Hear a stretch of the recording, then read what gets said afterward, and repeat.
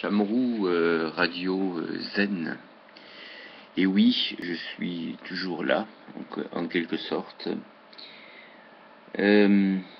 toujours présent, de cœur, au-delà du temps. Et ici, j'ai trouvé un poème spécial pour Hiroko.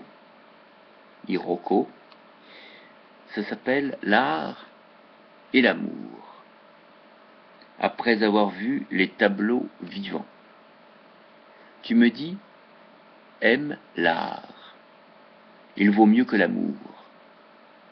Tout sentiment s'altère et doit périr un jour.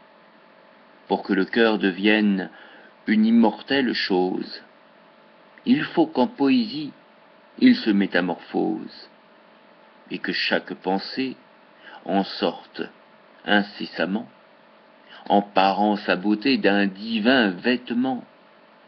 Sentir, c'est aspirer. C'est encore la souffrance.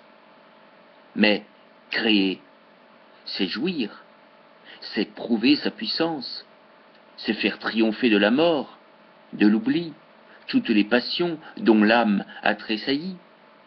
Et moi je te réponds, la langue du poète ne rend du sentiment que l'image incomplète.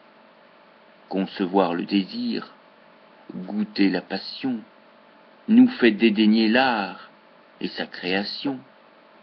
Formuler les pensées dont notre esprit s'enivre, ce n'est que simuler la vie.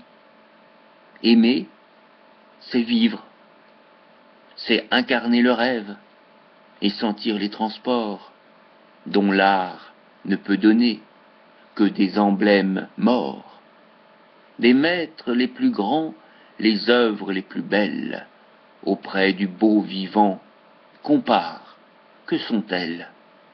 Corrège et le Poussin, Titien et Raphaël, Rubens, dont la palette est prise à l'arc-en-ciel, éblouissant nos yeux, ont groupé sur leur toile des visages divins et de beaux corps sans voile. Mais hier, quand soudain à nos regards charmés, ces tableaux immortels se trouvaient animés, lorsqu'au lieu de la chair que la couleur imite, nous avons admiré cette chair qui palpite, où le sang, à travers l'épiderme soyeux, circule en répandant des reflets lumineux, lorsque nous avons vu d'exquises créatures, dont les beaux torses nus, les bras aux lignes pures, le sein ferme et mouvant, le visage inspiré, faisaient vivre à nos yeux quelques groupes sacrés. Oh, n'as-tu pas senti combien sont imparfaites toutes ces œuvres d'art que les hommes ont faites? Et ne t'es-tu pas dit, du réel, t'enivrant, la beauté seule est belle, et l'amour seul est grand. C'était donc un poème de 1846 qui répondait en fait à deux lettres de Gustave Flaubert. Il s'agissait donc d'un poème de son amante Louise Collet.